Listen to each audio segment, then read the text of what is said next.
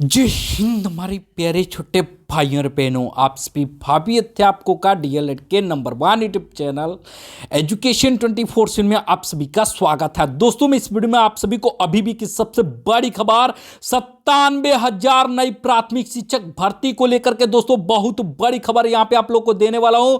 और UP DElEd प्रथम वरीयता को लेकर के दोस्तों यहां पे डीएलएड प्रथम वरीयता को लेकर के यहां पे बहुत बड़ी खबर आप लोग को यहां पे बताने वाला हूं, अभी भी की सबसे बड़ी खबर। तो सभी हमारे प्यारे छोटे भाई बहन इस वीडियो को शुरू से लेकर अंत तक जरूर देखिएगा, जिससे कि आप लोग को सारी इंफॉर्मेशन सही और सटीक तरीके से आप लोग को यहां पे समझ में आ सके। और हमारे प्यारे छोटे भाइयों बहनों, आप सभी लोग जानते हो कि यूपी डीएलएड से संबंधित या नई शिक्षक भर्ती से संबंधित कोई भी खबर आती है तो सबसे पहला और सबसे सटीक खबर हमारे द्वारा एजुकेशन 24/7 चैनल के माध्यम से आप लोग को अपडेट दी जाती है। तो आप लोगों ने अभी तक हमारे चैनल को सब्सक्राइब नहीं किया होगा तो सबसे पहले चैनल को सब्सक्राइब कर लीजिएगा, जिससे कि आपको नई शिक्षक भर्ती संबंधित और डीएलएड प्रथम वरीयता संबंधित पल पल की अपडेट यहां पे आप लोग को मिलती रहे।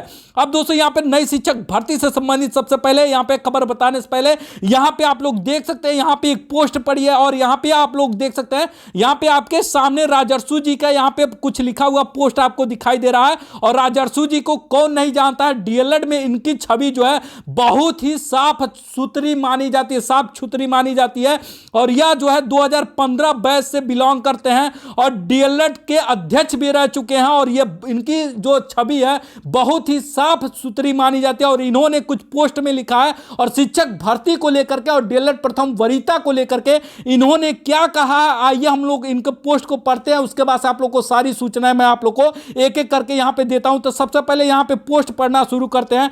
इन्होंने लिखा है, आगे देखिएगा, रजत सिंह यानी कि रजत सिंह को आप सभी लोग जानते हैं। रजत सिंह जो बीटीसी वालों से चंदा भी लिया, यानी कि रजत सिंह जो बीटीसी वालों से चंदा भी लिया, उसके बाद कोई भी प्रतिक्रिया कोर्ट में उसने नहीं दिखाई। यानी कि जो राजर्षु जी हैं वो कह रहे हैं कि रजत सिंह जो चंदा लिया था उसने कोर्ट में कोई भी प्रतिक्रिया नहीं दिखाई है। आज भाई भाई का प्रेम उमड़ रहा है। उसके बाद से ये लिखते हैं आगे कि जब बीटीसी के लिए कुछ नहीं किया तो फिर चंदा क्यों लिया। इनका सवाल है रजत सिंह से, क्या तुमने जब चंदा लिया बीटीसी वालों से तो उनके लिए जब कुछ किया ही नहीं तो चंदा किस लिए लिया। आगे वो लिखते हैं, उस समय बहला फुसला करके लोगों को अपने बैच वालों को हमारा साथ न देने दिया। यानी कि जब यह डीएलएड प्रथम वरीयता के लिए लड़ रहे थे तो इन्होंने साथ नहीं देने दिया, इनका कहना है। आगे यह कहते हैं, यह सब याद है, जीत हार अलग की बात है, मैदान छोड़कर भागना कैरता है। यहां पे लिखा है मैदान छोड़कर भागना कैरता है।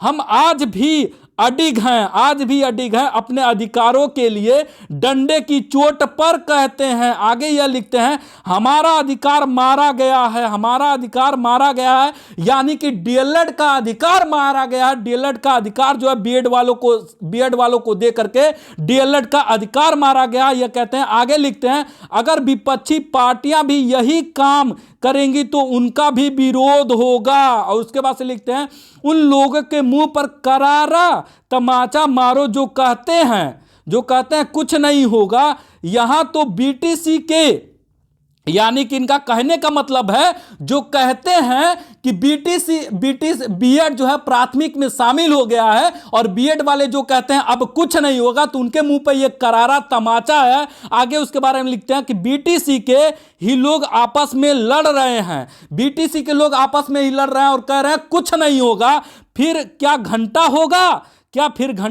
और आगे लिखते हैं कि राजस्थान में बीटीसी वालों ने सरकार की नींव हिला दी थी। यह तो बात सत्य है, राजस्थान में बीटीसी वालों ने सरकार की नींव हिला दी थी। शिक्षा मंत्री का गेट उखाड़ दिया था, शिक्षा मंत्री के घर में घुस गए थे।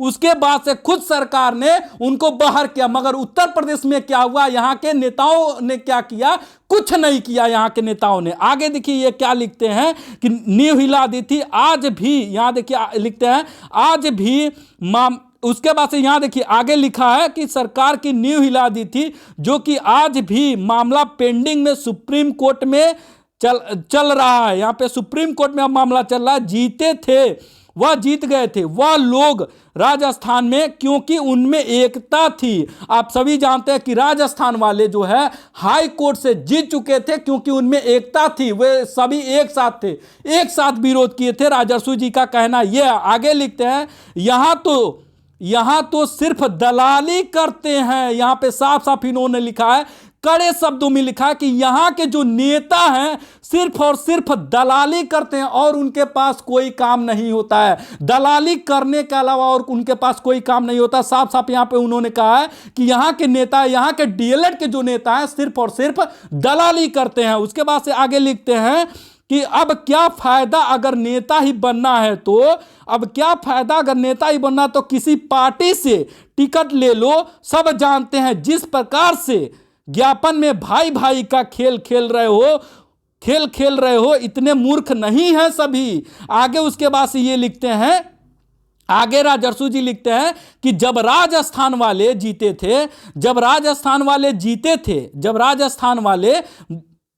जीते थे, यूपी के सोशल मीडिया के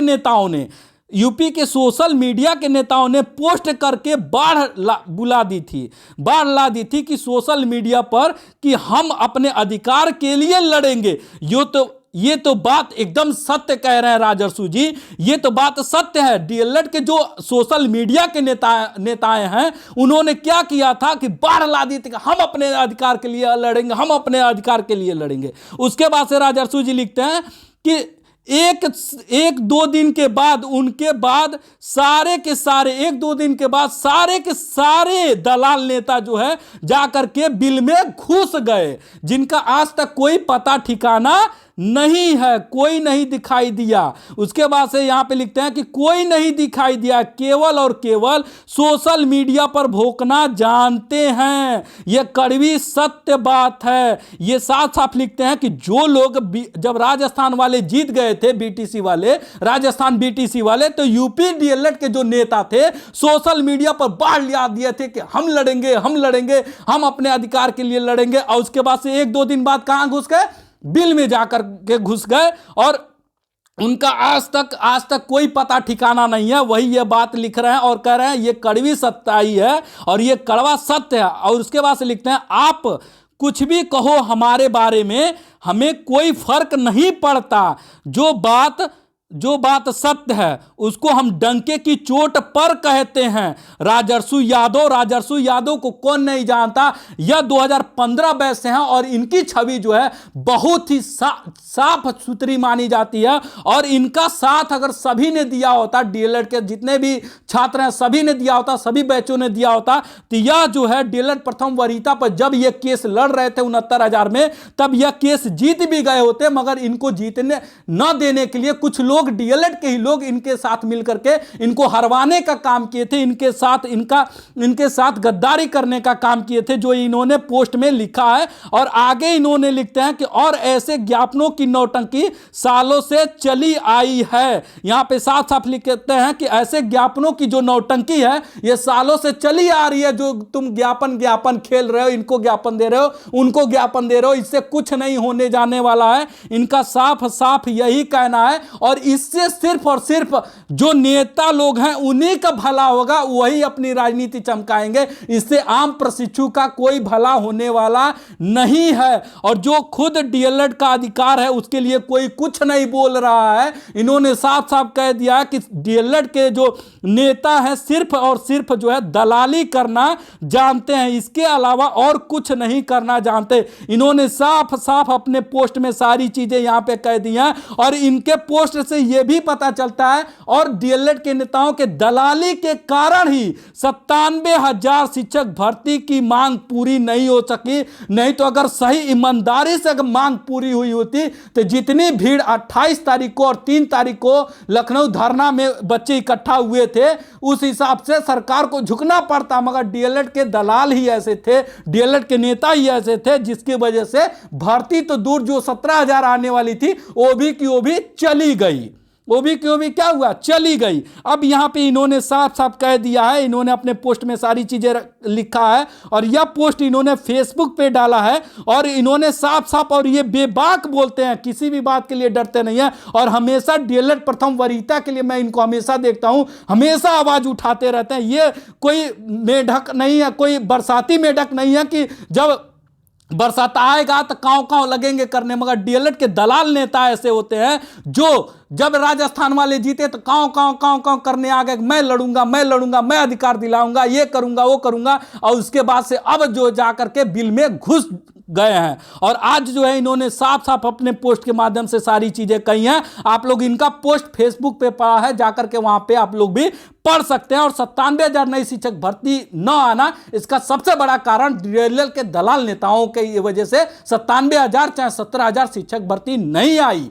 और बात करूं सरकार की तो गलती थी ही, मगर इसमें डीएलएड के दलालों की भी गलती थी। और जो डीएलएड को आज तक अधिकार नहीं मिल सका है, इसका सबसे बड़ा कारण है डीएलएड के दलाल। डीएलएड के जो नेता दलाल है, फेसबुकिया नेता है, सिर्फ पोस्ट करना जानते हैं, उन्हीं के वजह से जो आज तक एक भी केस नहीं लड़े, आज तक एक भी केस नहीं लड़े, चंदा ले लेते हैं, केस नहीं लड़ते हैं, आज तक एक भी केस नहीं लड़े हैं डीएलएड प्रथम वरीयता के लिए। और बात करेंगे बड़ी बड़ी बात, इतनी बड़ी बड़ी करेंगे कि आप लोग देख करके दंग रह जाएंगे। अब वही नहीं, चंदा चोर ही नहीं, चंदा चोर तो डीएलएड के अधिकतर नेता हैं, चंदा चोरी करेंगे और कहेंगे मैं लड़ूंगा मैं लड़ूंगा, लड़ता कोई नहीं है। और उसके बाद से कुछ लोग तो कहते हैं चंदा किसी को नहीं देना है, मैं अकेले लड़ूंगा, लड़ता कोई नहीं है, सिर्फ कुछ पैसे कोचिंग से मिल जाते हैं दलाली के तौर पे। अब बच्चा जो है क्या होता है, चुप हो जाता है। अभी मामला उठा था कि सिर्फ एकेडमिक पे भर्ती होगी। अब डीएलएड वालों का क्या है, एकेडमिक उनका मजबूत होता है, बीएड वालों का नहीं होता है, तब उसको लेकर के मामला विवाद में है। बाकी देखिए 97,000 शिक्षक भर्ती को लेकर के इन्होंने और डीएलएड प्रथम वरीयता को लेकर के इन्होंने, मेरे ख्याल से इन्होंने सही लिखा है, सारी चीजें पोस्ट सही डाली है, क्योंकि इन्होंने सही से सारी चीजों को अवगत कराया है। जो भी इस समय माहौल चल रहा है उसके बारे में इन्होंने पोस्ट में डाला है और बिना किसी के डर के इन्होंने साफ साफ पोस्ट में सारी चीजें लिखी है। बाकी 97,000 शिक्षक भर्ती संबंधित या डीएलएड प्रथम वरीयता संबंधित कोई और खबर आती है तो मैं आप लोग को अपडेट करता रहूंगा। इस वीडियो को ज्यादा से ज्यादा अपने भाई बहन तक शेयर जरूर कीजिए। बाकी इस वीडियो में इतना ही। अपना और अपनों का ख्याल रखिए। जय हिंद, वंदे मातरम।